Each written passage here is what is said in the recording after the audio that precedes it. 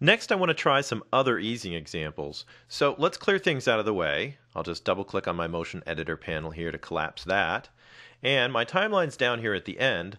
Let's create another layer and bring out another basketball that we can animate.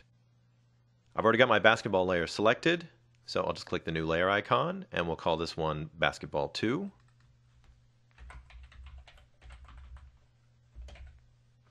I'll just press enter, and then let's go over to our library and let's drag out another copy of the basketball.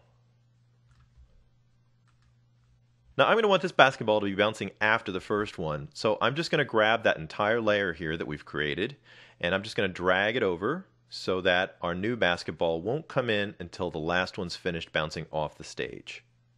Now let me just move my timeline down here so we can work on it. We've got a movie clip. It's the same one we were using the last time, and it's in a layer by itself, so we're ready to create a motion tween. Now I'm just going to set up a basic motion tween by right-clicking on it and then choosing Create Motion Tween at the top. This time I'm going to have my motion start at the very beginning with the ball on the ground, and I'm going to animate it moving up into the air as we go forward in the animation in time. I'll put my playhead at the end and just drag the ball upwards. And we have a very simple levitating ball. We can use our motion editor on any motion tween, so let's take a look at what it shows us for this animation. Now once again, I want a little bit more room, so I'm going to collapse the timeline here for a moment, and I can bring my motion editor panel up a little bit more. Once again, we can see that the ball's just moving in a straight line up and down because my X value is not changing at all, and I see the change in the Y value. We can also see that no easing has been applied to anything in here. But we do have that simple slow ease set at 0, matching our ease in the property panel. What's really fun with eases is simple slow is just the beginning of the story. We actually have a whole bunch of different eases to choose from.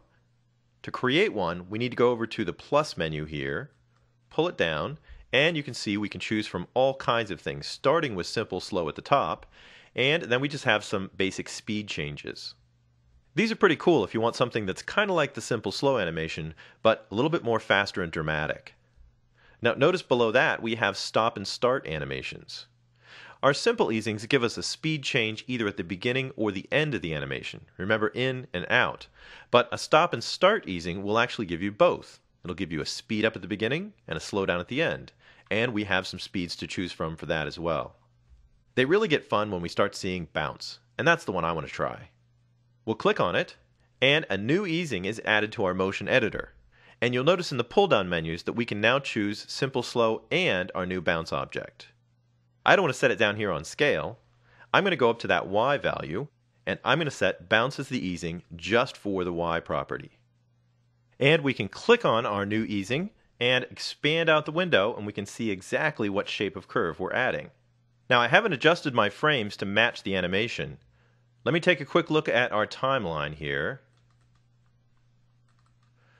Our animation is about 60 frames long this time, and when I open the motion editor panel back up, we're only seeing 30, so I'm going to increase that up to 60, and that way we can see the entire motion path. The bounce easing looks radically different from the simple easing, and we can clearly see the bouncing of the object as it moves down the path. Let's take a look at what the graph is showing us.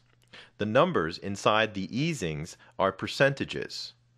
We start at 0 and we cap out at 100% at the top.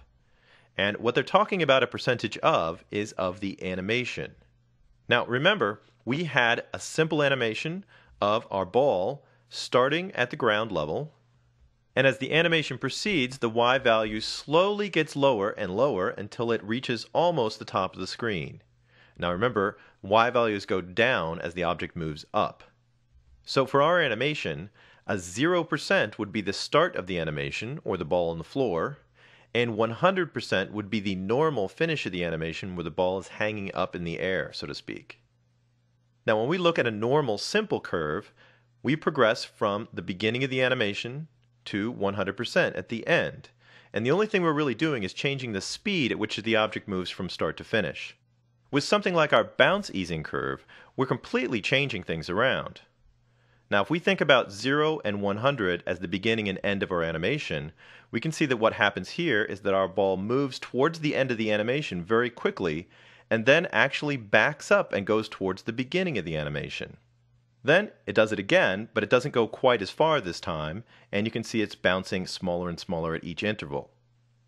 The dotted line is always the combination of the solid line curve plus the easing curve that you've set on it using the easing panel. So let's click over here in Y and expand that out, and we can see that our object is going to bounce towards the top of the screen very quickly, then go back down towards the floor, and continue as the curve bounces along. Now we've got a pretty good feel from the graph of what should be happening. Let's close our motion editor and see if that's actually what happens on the stage. I'll move my playhead to the beginning and we can see the ball is on the floor. And very quickly the ball moves right up to the complete top of the animation and then back down. And as we move the playhead further, we can see that the ball just bounces along, getting slower and slower each time, just like the shape of the bounce easing curve. Now let's do a quick test movie so we can see how this runs at full speed. I'm just going to go over to Control and choose our test movie. We can see our first bounce pass, and then we can see multiple bounces of that basketball in the second animation. Now let me close this preview up. Now remember that our original animation was just 2 keyframes, one with the ball on the ground and one with the ball in the air. Our simple animation was just the ball moving up over 60 frames. And all of this bouncing animation is actually coming from the easing control completely. I'll open up the motion editor, and we can take a look again at the other types of curves you can use. All I have to do is click plus and just choose an easing, and I can start off with as values. Notice down here at the bottom we even have a custom curve, and you can just use the pen or vector tools and draw the curve yourself. So we really do have a lot of extra controls built right into our motion editor.